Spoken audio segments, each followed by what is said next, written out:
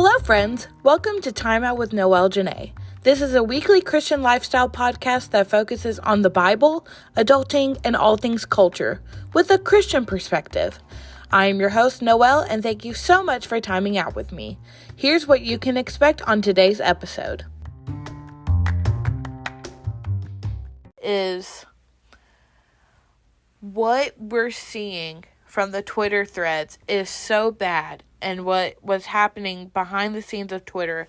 Imagine what is happening behind the scenes of Facebook and Instagram and maybe not Snapchat. No one uses Snapchat anymore. What is up, guys? Okay, I'm going to try to keep this intro short because I want to get right in because it's going to be a long one. And I'm going to try to get as much information into this as possible and the correct information because I don't want to edit this that much. But happy New Year's Eve, and I'm pushing the episode I wanted to do this week, the tithing episode, for a couple weeks. Next week is the chosen episode, but today I want to talk about the Twitter files and why they're so important to people our age, and that the news people are lying to you. So let's get into it. So as we know, Elon Musk bought Twitter in October of this year. And with that, he has dug deep and spilled all the tea through people like Matt Taibbi, who else? Barry Weiss, Lee Fang, and Michael Schellenberg, and a bunch of different people. And it has been juicy.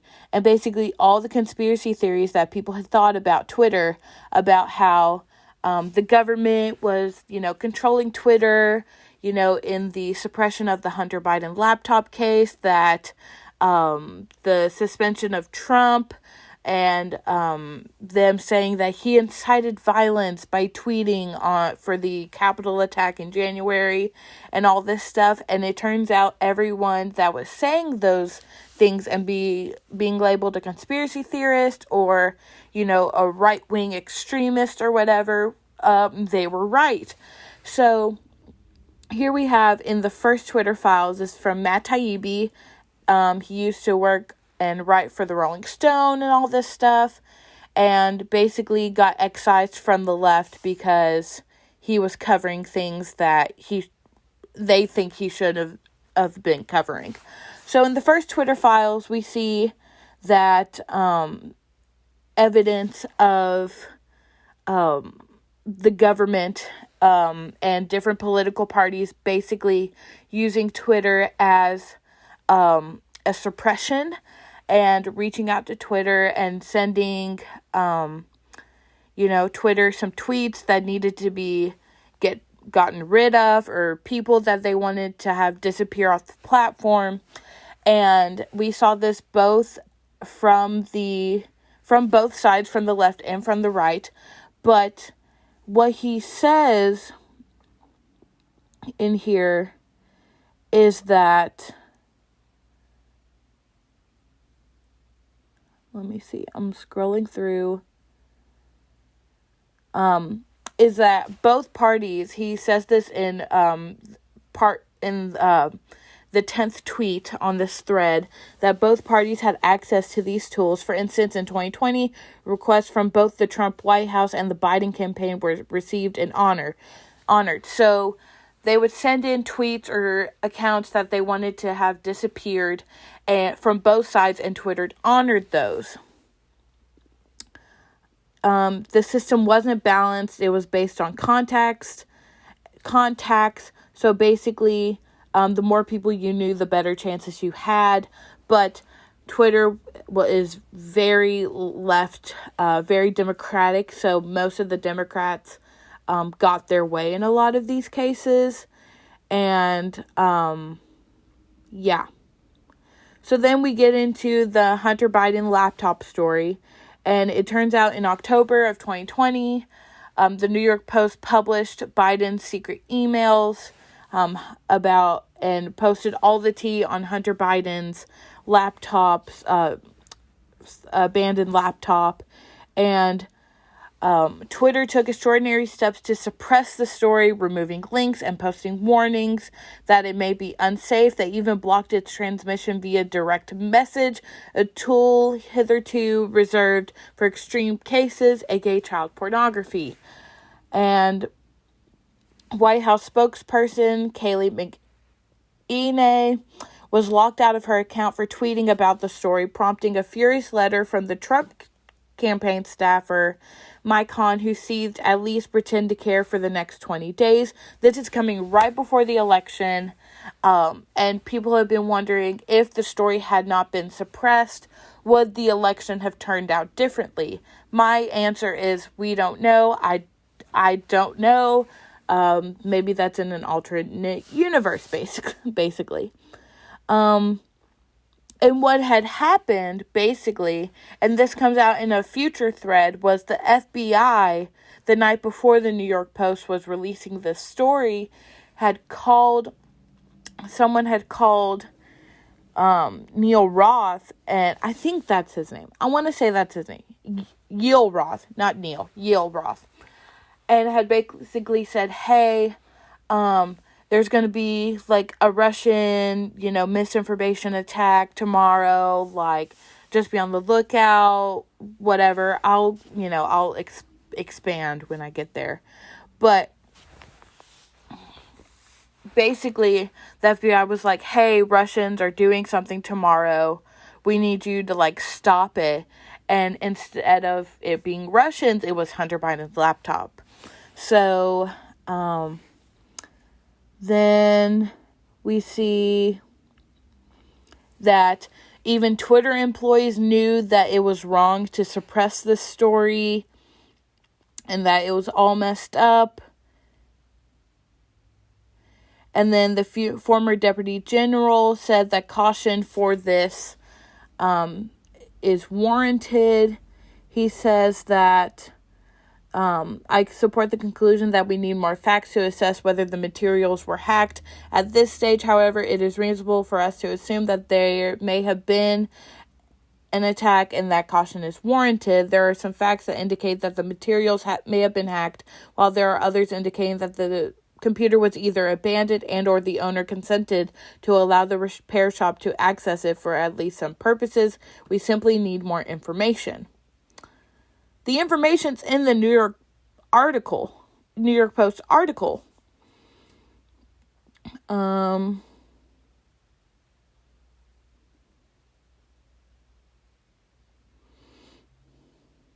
then we see Democratic Congressman Ro Khanna reach out to Gaudet, who Gaudet is the let me see.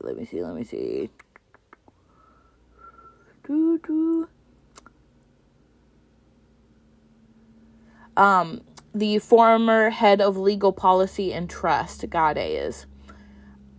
We see Ro reach out to Gaudet to gently suggest she hop on the phone to talk about the backlash re-speech.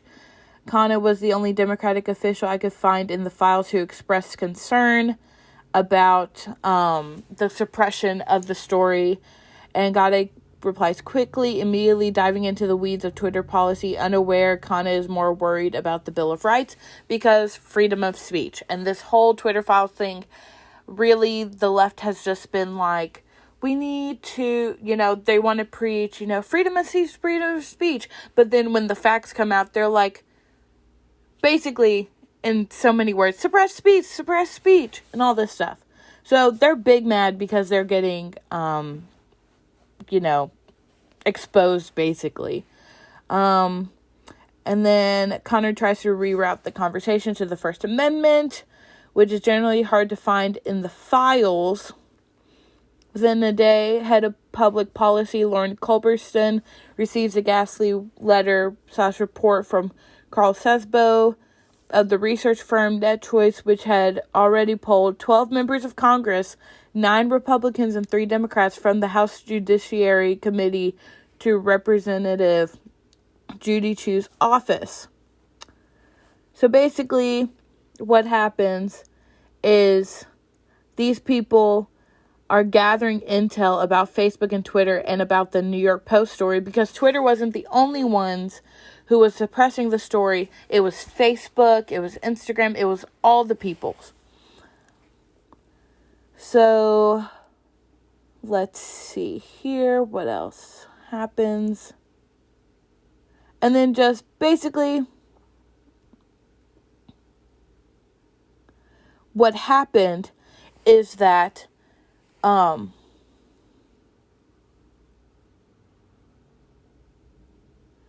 Sesbo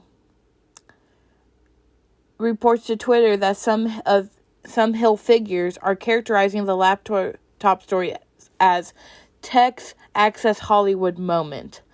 And that Sesbo's letter talks about how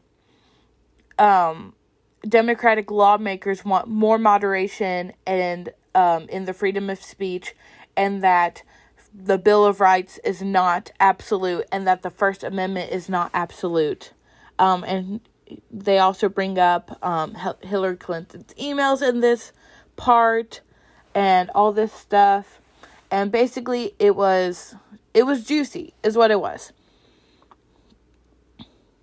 And most all of this, a big portion of this, was all done without the knowledge of CEO Jack Dorsey.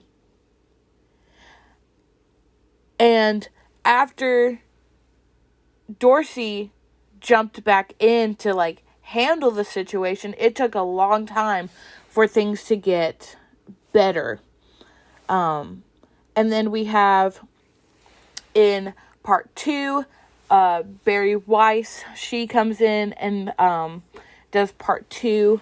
She talks about how Twitter had secret blacklists, of which I saw Ben Shapiro was on the blacklist, and he actually had a whole case in the Twitter space about whether or not he should be suppressed and whether to basically not suppress, but basically take away his account. So basically, she starts off with a new Twitter files investigation reveals that teams of Twitter employees build blacklists, prevent disfavored tweets from trending, and actively limit the visibility of entire accounts or even trending topics, all in secret without informing viewers. Let's see here. Take, for example, Stanford's Dr. Jay Bhattacharya. I'm sorry to you, sir.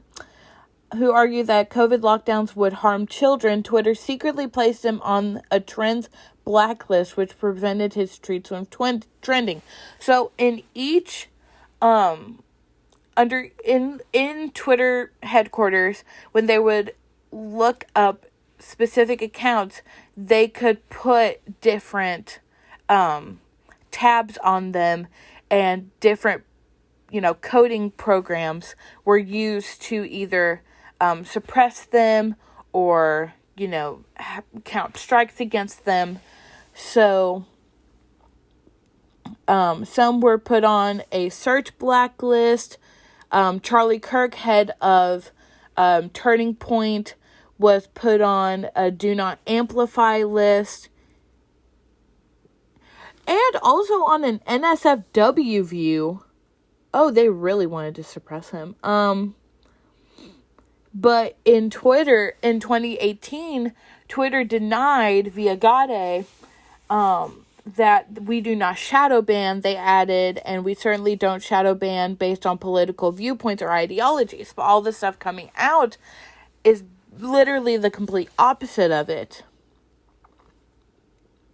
What many people, this is in tweet 7 of the thread, what many people call shadow banning, Twitter executives and employees call visibility filtering.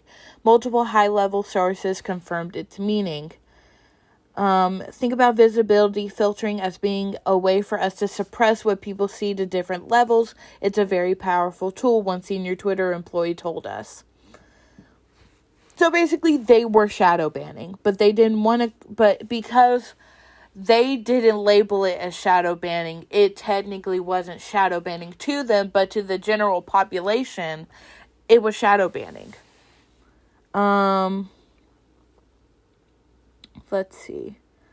The group that, this is in tweet 12, the group that decided whether to limit the reach of certain users was the strategic response team and global escalation team / global escalation team. It often handled up to 200 cases, quote unquote, per day. One of the accounts that rose to this level of scrutiny, meaning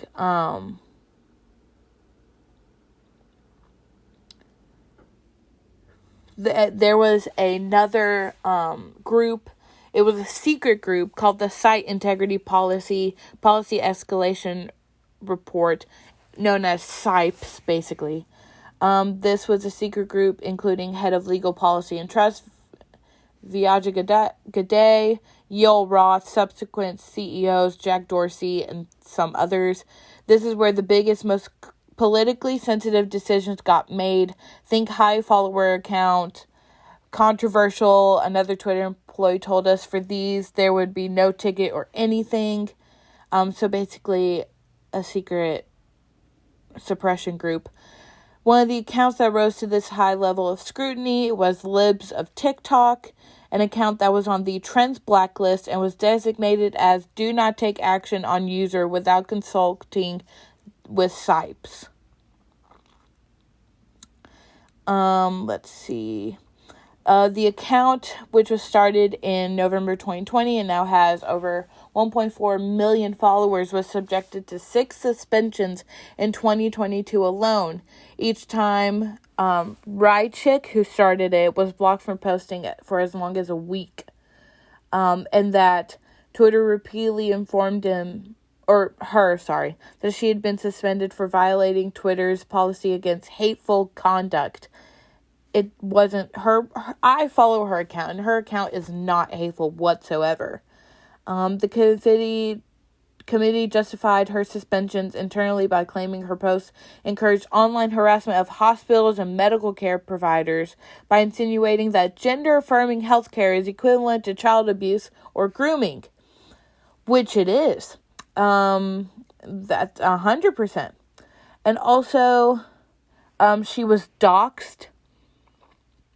She was doxxed in November. A photo of her home with her address was posted in a tweet that has garnered more than 10,000 likes. When Matchack told Twitter this, Twitter responded with this message: "We reviewed the reported content and didn't find it to be in violation of the Twitter rules. No action was taken. The doxing tweet is still up." And then Twitter used Slack as their internal messaging system. And then some other stuff happens.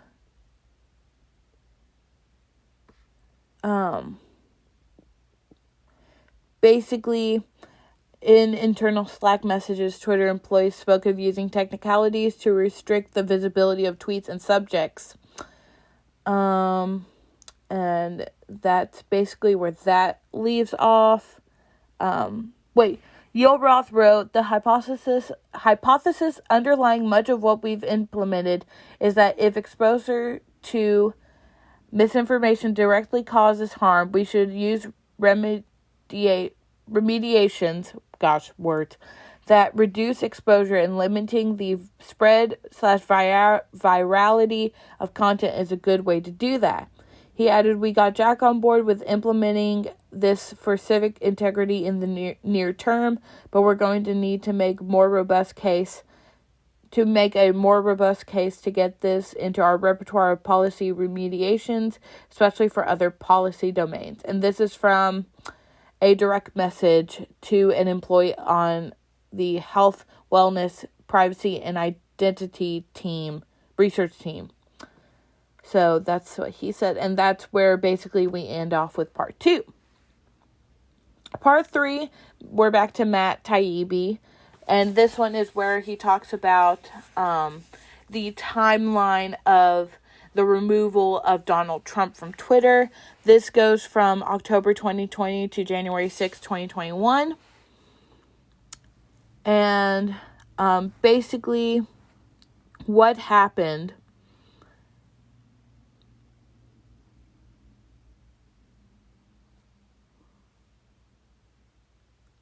was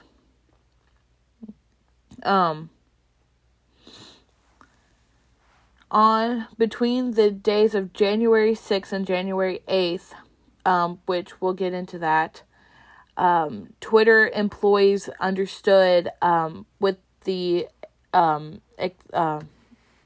removal of Donald Trump on Twitter that it was a landmark moment in the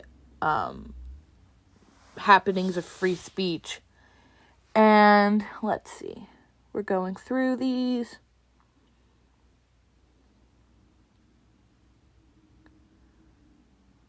This is in tweet 8 of this thread. The bulk of the internal debate leading to Trump's ban took place in those 3 January days. However, the intellectual framework was laid in the months preceding the Capitol riots.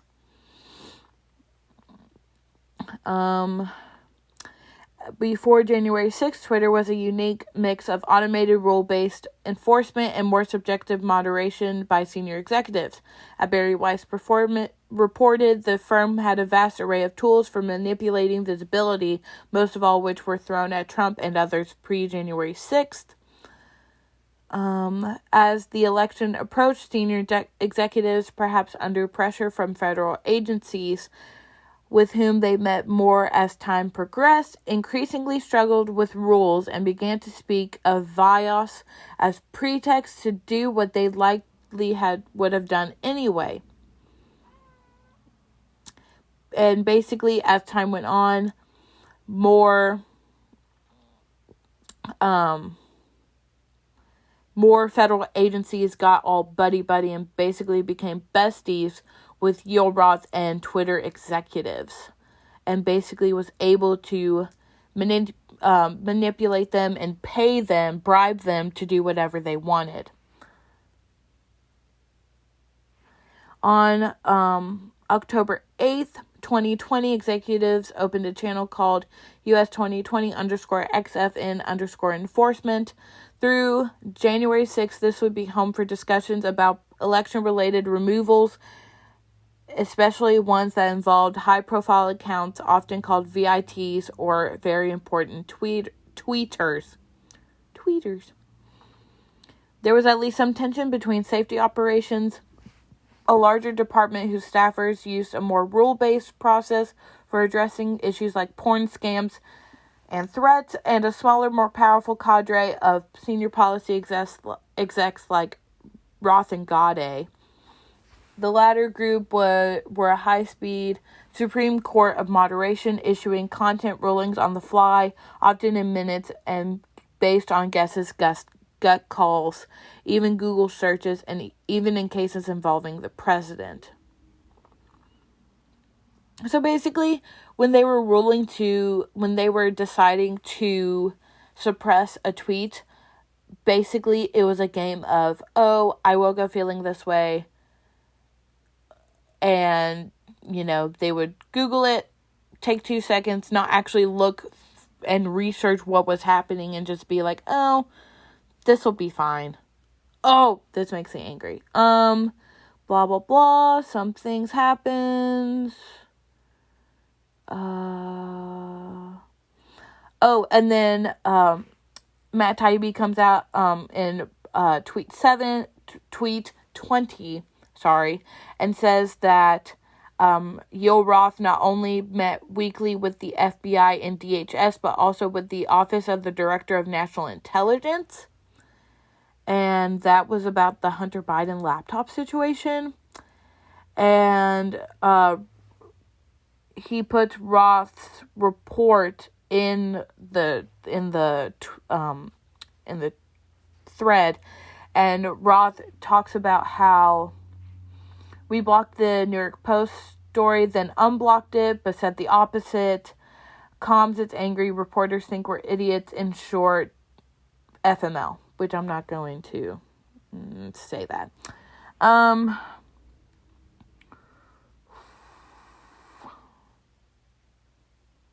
See, then they're talking to the FBI and other federal people.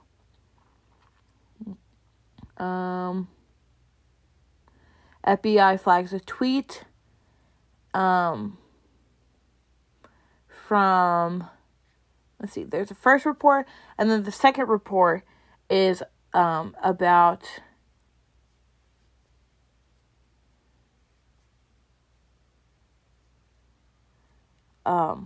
is a tweet by John Basham talking about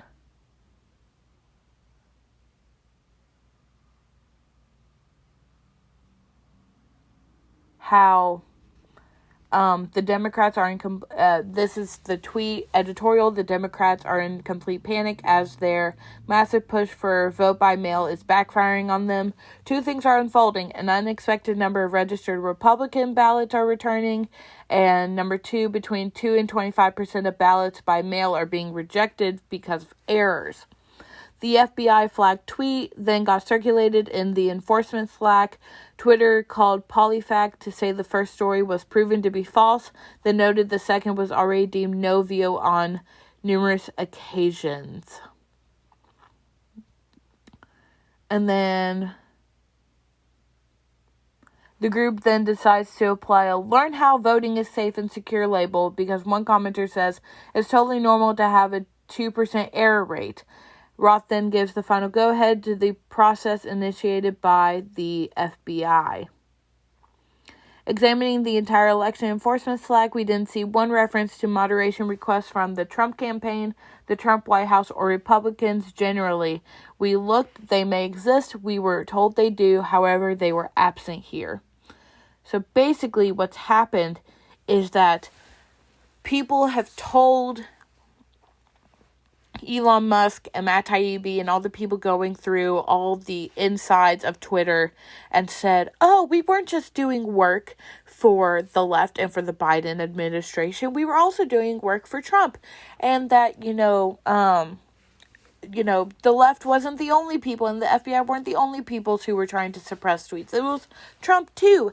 And, the right and Republicans and all this stuff. And basically what's come out has been there's nothing there, and if it is, they haven't found it yet, but they've been scouring through this for almost a month now, and they've found nothing.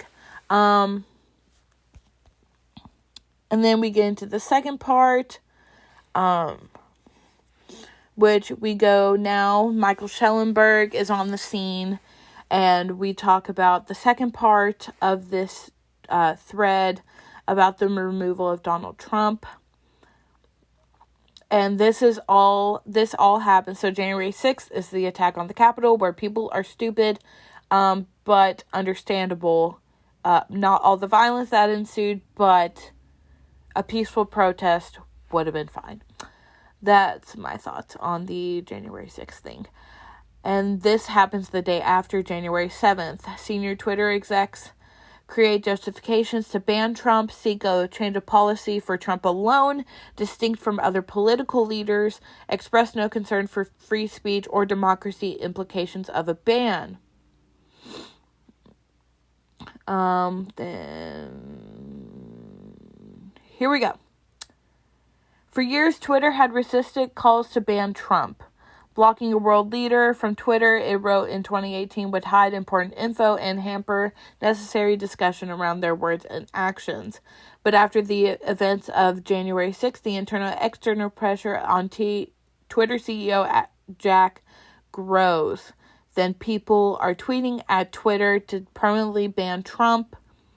Jack Dorsey, ex-CEO, was on vacation in French Polynesia the week of January 4th through 8th, 2021. He phoned into meetings but also delegated much of the handling of the situation to senior execs Yoel Roth and Gade, which I love Michael Schellenberg because he tags everyone in this thread. As context, it's important to understand that Twitter staff and senior execs were overwhelmingly progressive. In 2018, 2022, and 2018, 2020, and 2022, 96%, 98%, 99% of Twitter's staff's political donations went to Democrats.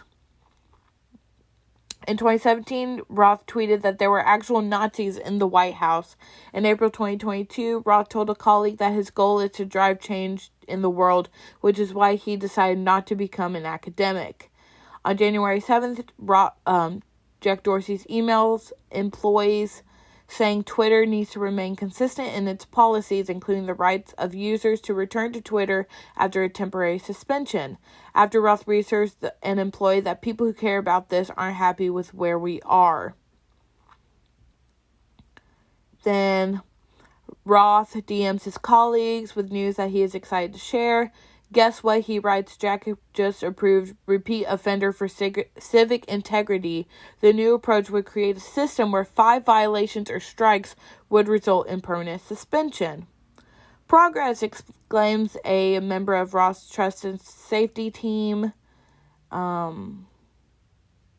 This exchange between Roth and his colleagues makes clear that they had been pushing Jack for greater restrictions on the speech Twitter allows around elections. Then the colleague wants to know if the decision means Trump can finally be banned. The person asks, does the incitement to violence aspect change that calculus? Roth says it doesn't. Trump continues to just have one strike. Continues to have his just one strike remaining. On Roth's colleague's query about incitement to violence heavily foreshadows what will happen the following day. On January 8th, Twitter announces a permanent ban on Trump due to risk of further incitement of violence. On January 8th, Twitter says its ban is based on specifically how Trump's tweets are being received and interpreted. But in 2019, Twitter said it did not attempt to determine all potential interpretations of the content or its intent. So basically, they're going against what they said. Blah, blah, blah. So basically, Trump gets banned because Twitter was being bribed, basically. And because Twitter is a heavily left company. And they didn't like Trump. So.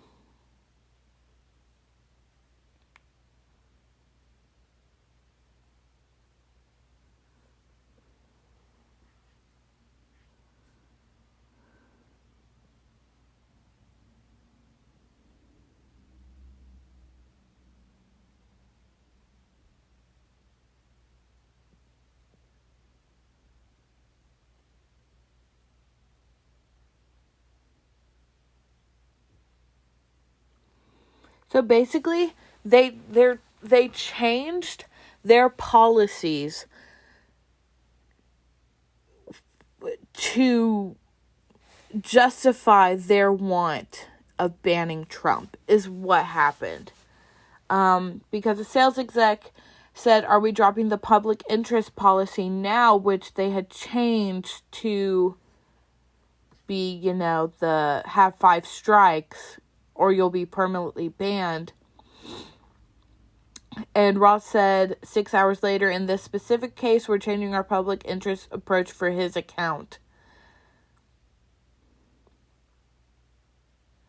The ad exec is referring to Twitter's policy of public interest exceptions, which allows the content of elected official, even if it violates Twitter rules, if it directly contributes to understanding or discussion of a matter of public concern. So basically, sorry, I was wrong. Basically, this public interest exceptions is where, let me look.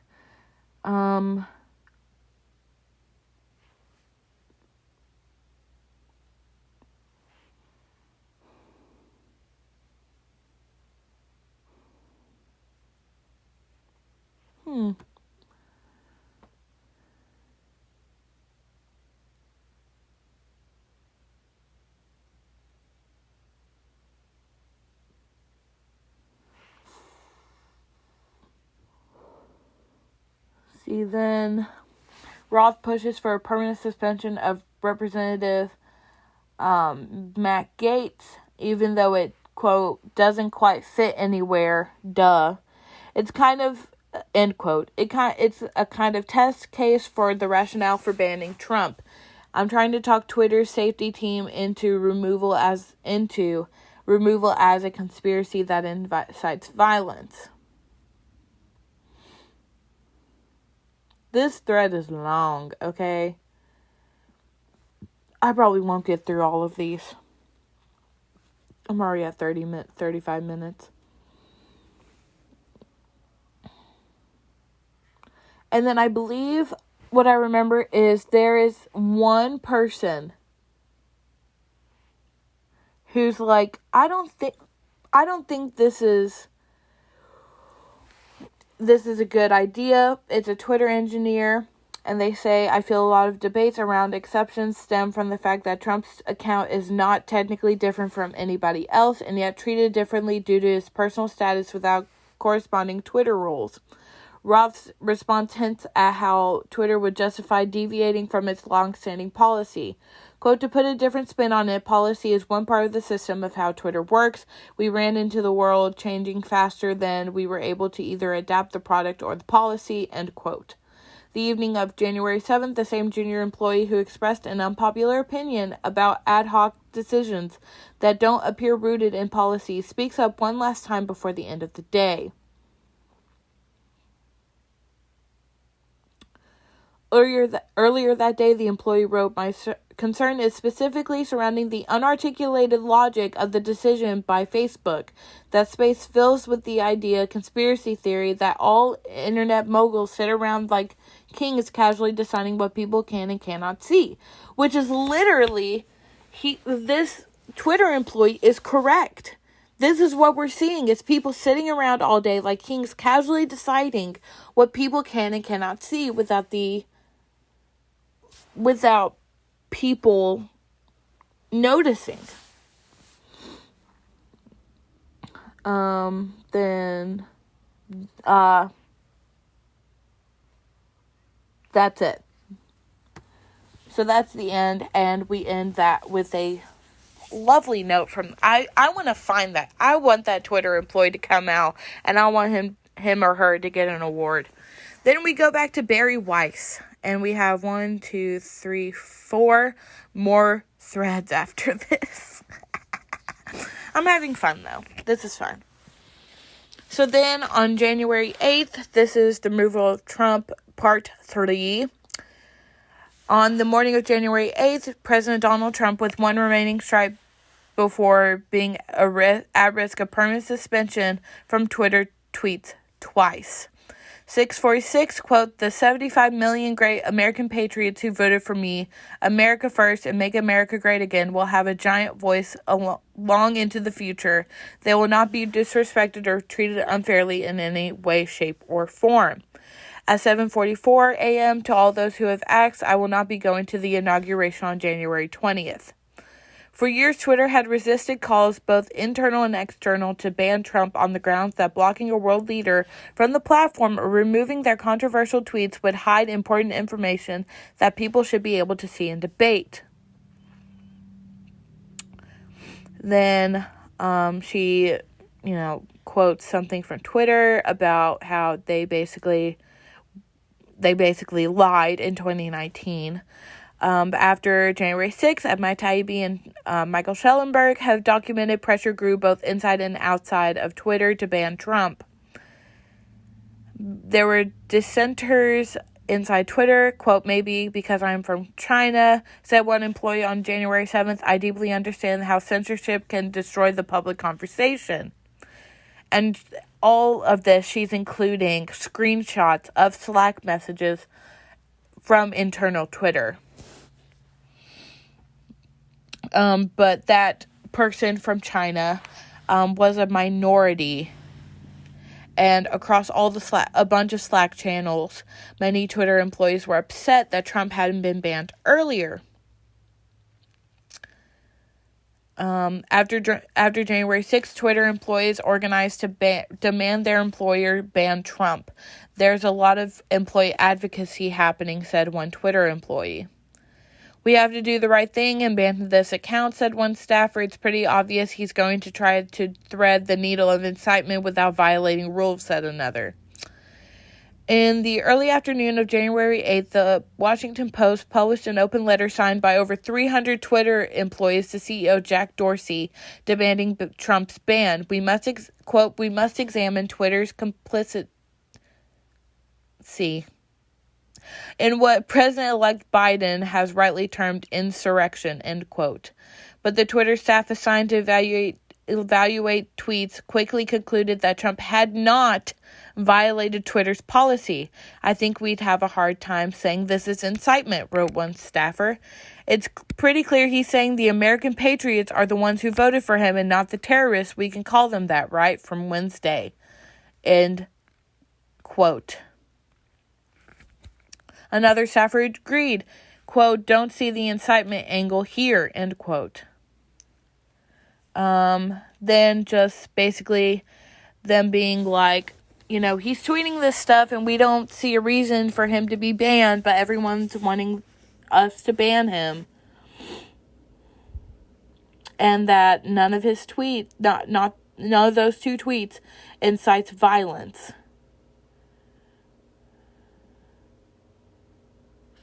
Let's see. And then, what happened, now we're getting into how Twitter treated Trump over other world leaders. And she pulls out a tweet from 2018 where Iran's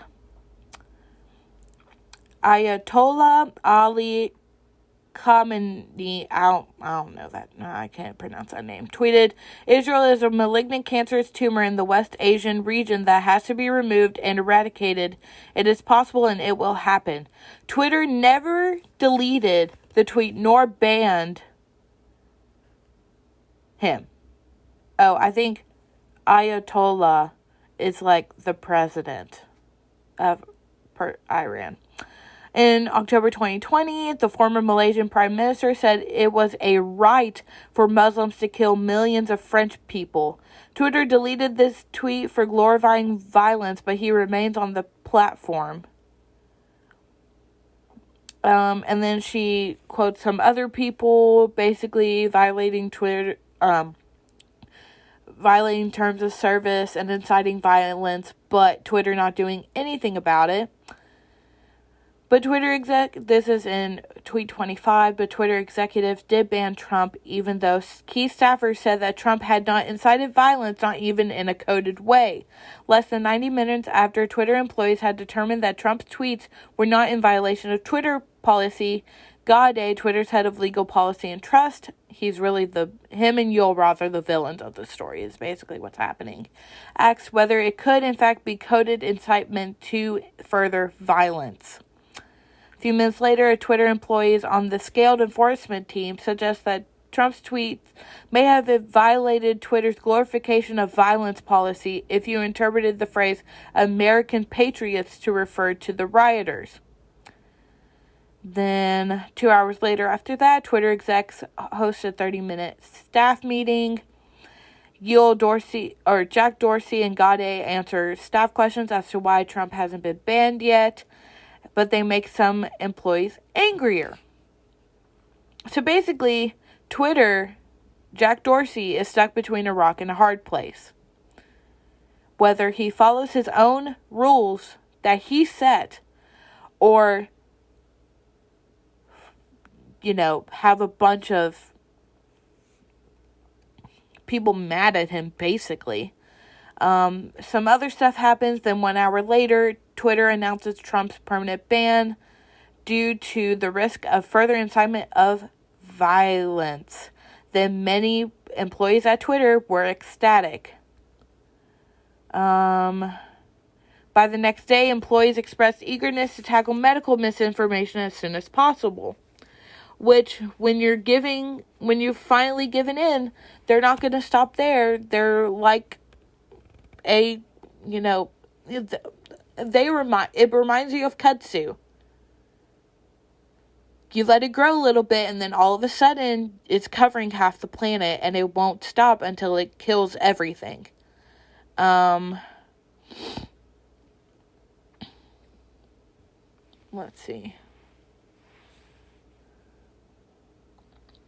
And at least one person, Twitter COO Parag Agrawal, told head of security Mood Zatko, "I think a few of us should brainstorm the ripple effects of Trump's ban." Let's see. Outside the United States, Twitter's decision to ban Trump raised alarms, including French President Emmanuel Macron, German Prime Minister Angela Merkel, and Mexico's President Andrés Manuel López Obrador. So basically, they're like, if they ban Trump, maybe they'll ban us too.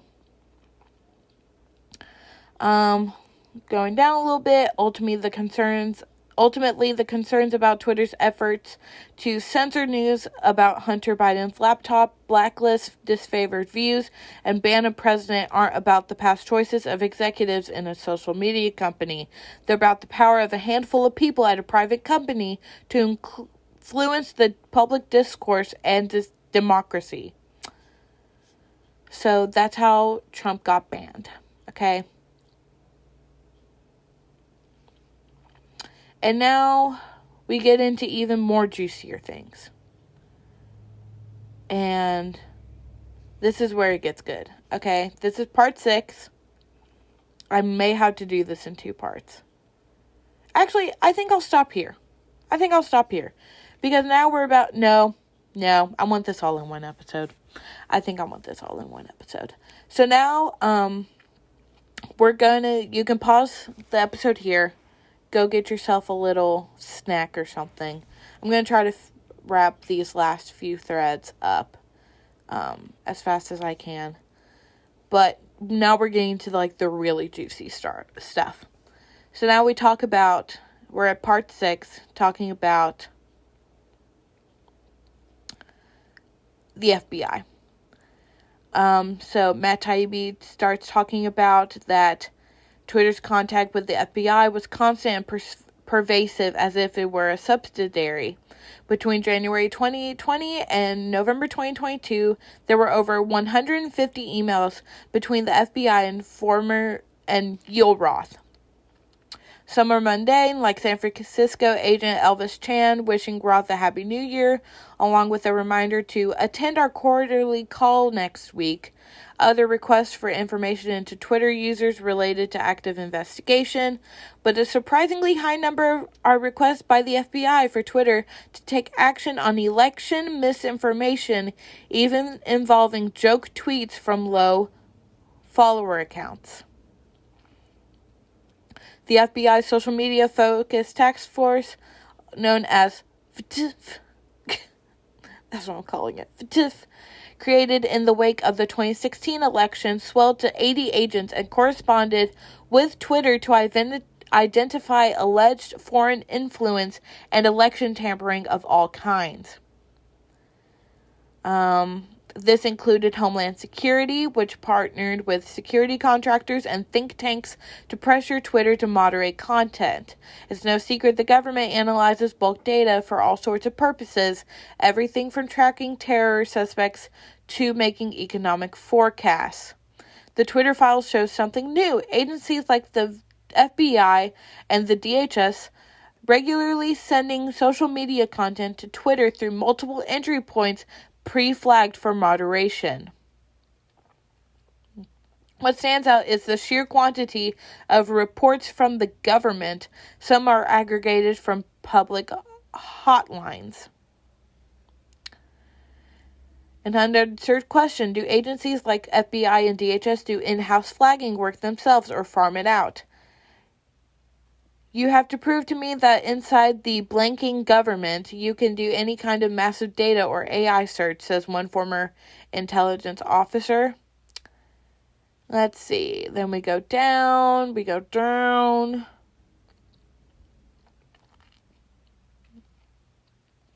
Let's see. Um,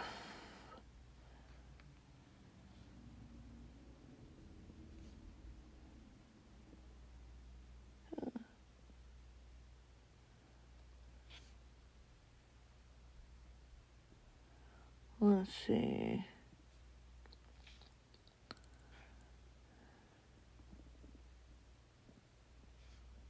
Then we go even more down.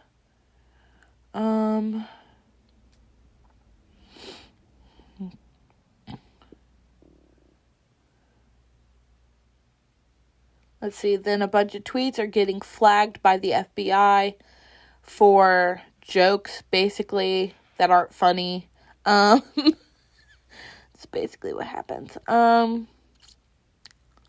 Let's see.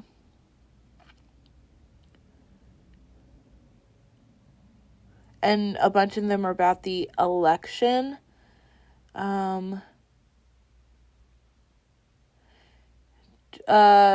Talking about how FBI was flagging tweets to be suppressed that had low engagement. And Matt Taibbi's basically like, this is the stuff the FBI spends its time on. Let's see. The ubiquity of this is in tweet 33, ubiquity of the 2016 Russian interference story as stated pretext for building out the censorship machine can't be overstated. It's analog to how 9/11 inspired the expansion of the security states. While the DHS in its products pans permissive social media for offering operational advantages to Russians, it also explains the domestic violent terrorist threat or extremist threat requires addressing information gaps. FBI in one case sent over so many possible violative content reports, Twitter personnel congratulated each other in Slack for the monumental undertaking of reviewing them. State government also flagged content.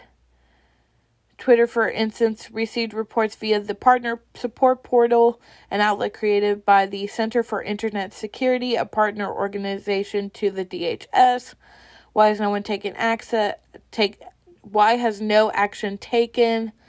Or why was no action taken below Twitter execs receiving an alert from California officials by way of our partner support portal debate whether to act on Trump's tweet. Basically where he was talking about Joe Biden and about how California is in big trouble, which it is. I can't stand California. Let's see. Okay.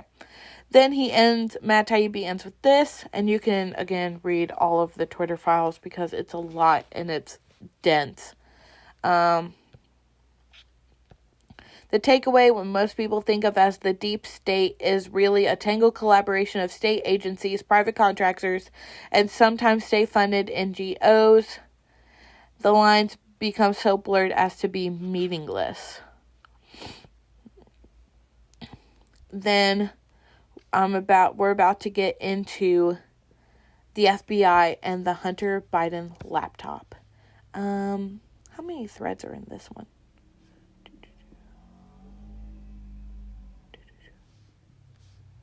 Oh yeah, this one's a long one. Okay. How the FBI and intelligence community discredited factual information about Hunter Biden's laptop for Hunter Biden's foreign business dealings both after and before the New York Post revealed the contents of his laptop on October 14th, 2020.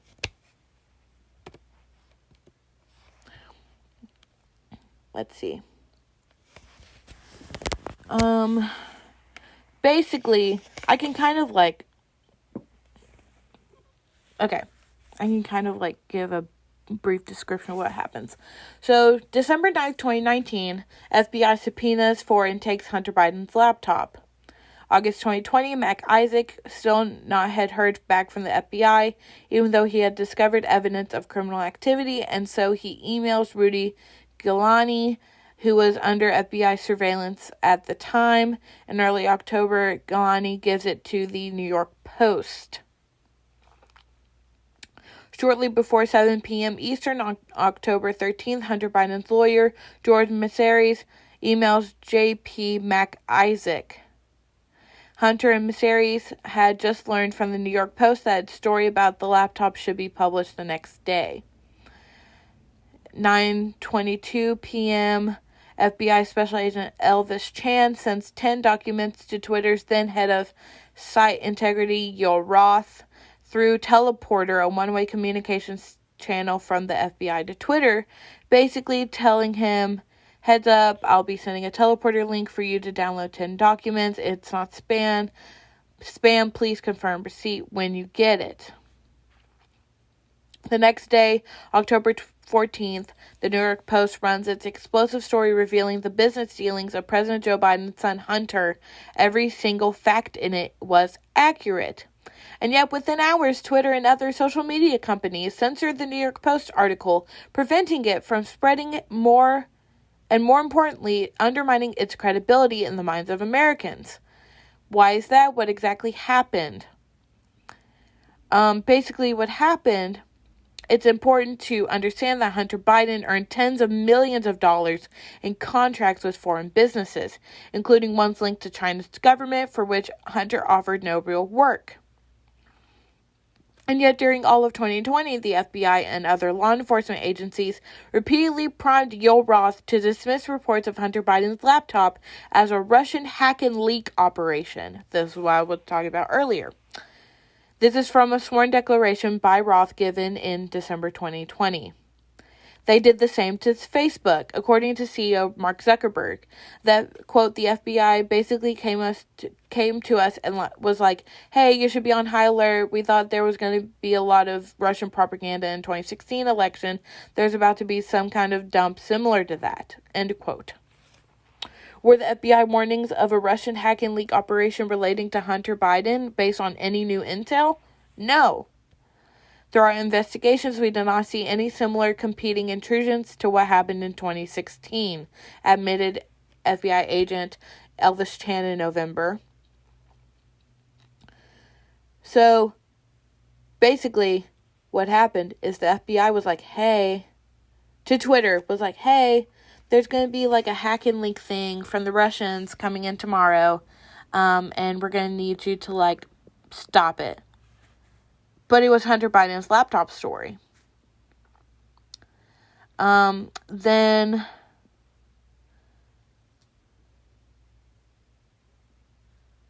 let's see.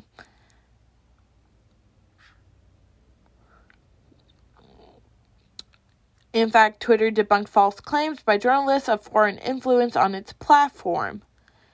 After FBI asks about a WAPO story on alleged foreign influence in a Washington Post.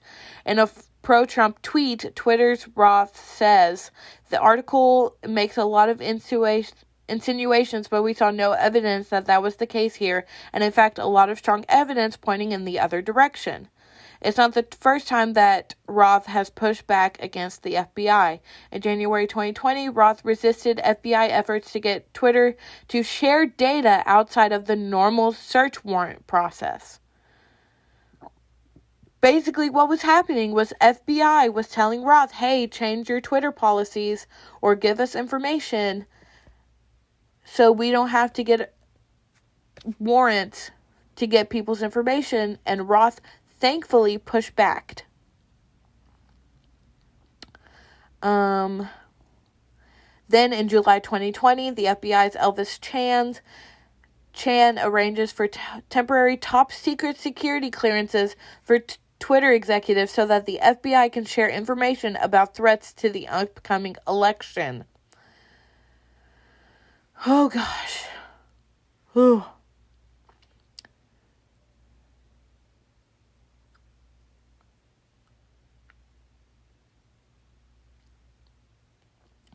Then, basically, Roth is saying that, FBI told us that Russians were coming after us, basically, but that was a lie.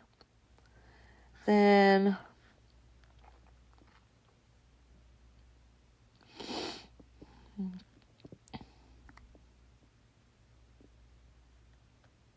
let's see.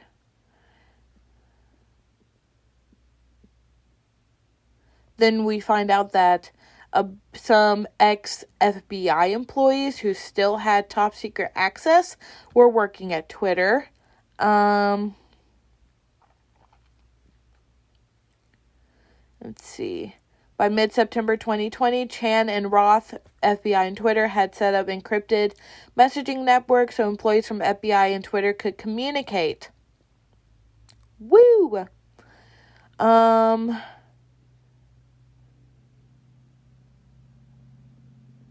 Then, on October 14th, shortly after the New York Post publishes its Hunter Biden laptop story, Roth says it isn't clearly violative of our hacked... Sorry, I literally had a brain fart there. Of our hacked materials policy, nor is it clearly in violation of anything else, but adds, this feels like a lot like a subtle leak operation. So basically, I'm going to end that thread there because, it just kind of goes on with more evidence. But basically what we see is the FBI, the Federal Bureau of Investigation,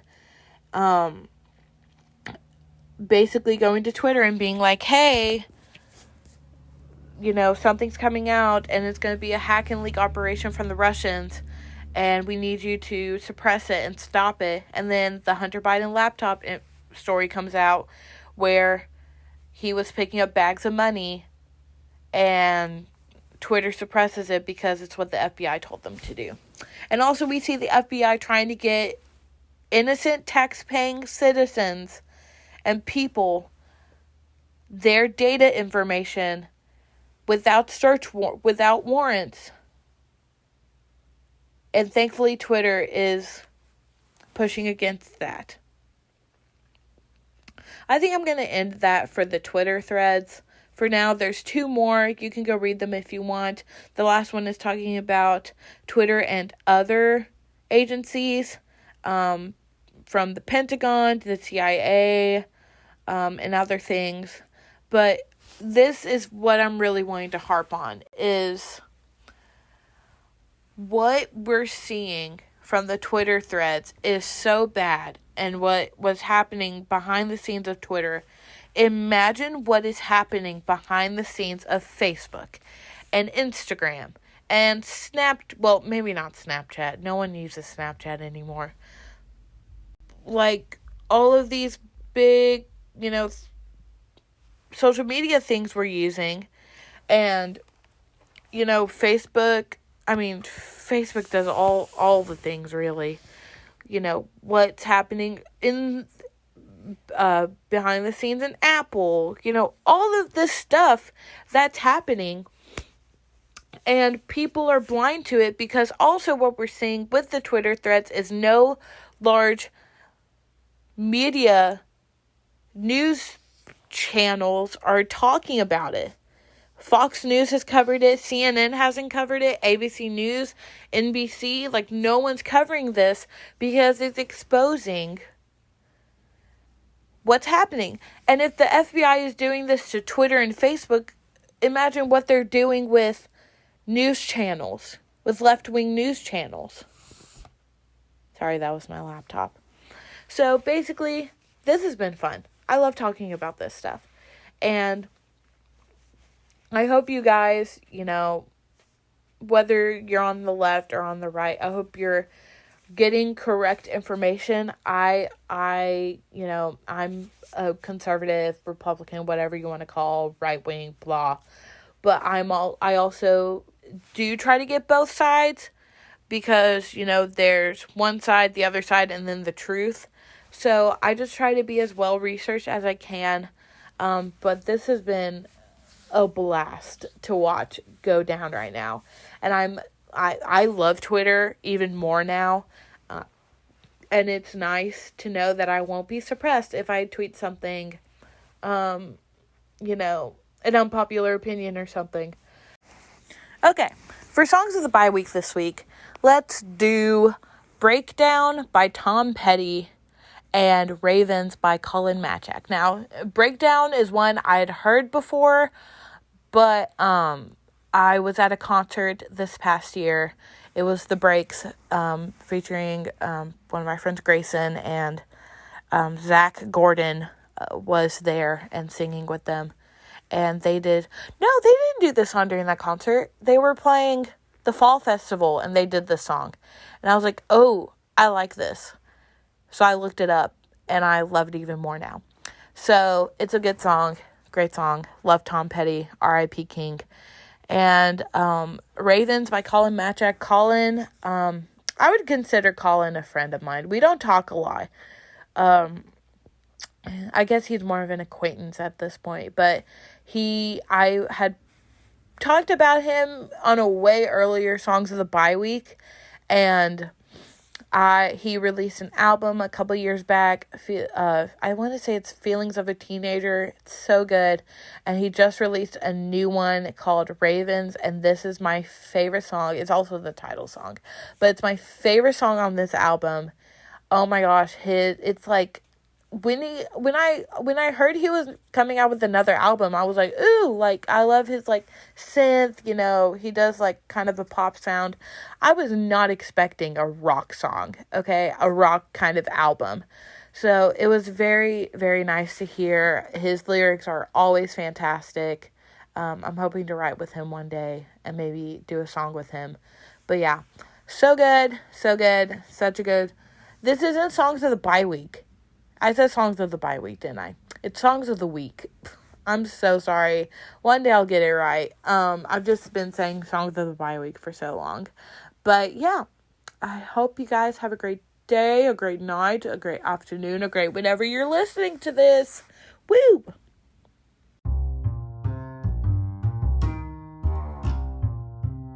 Thank you so much for listening to today's episode. If you liked it, then leave us a 5-star review and follow us wherever you're listening. Share this with your peeps and follow us on Instagram at TimeNoelPod. Have a great day, night, afternoon, or whenever you're listening to this, and goodbye!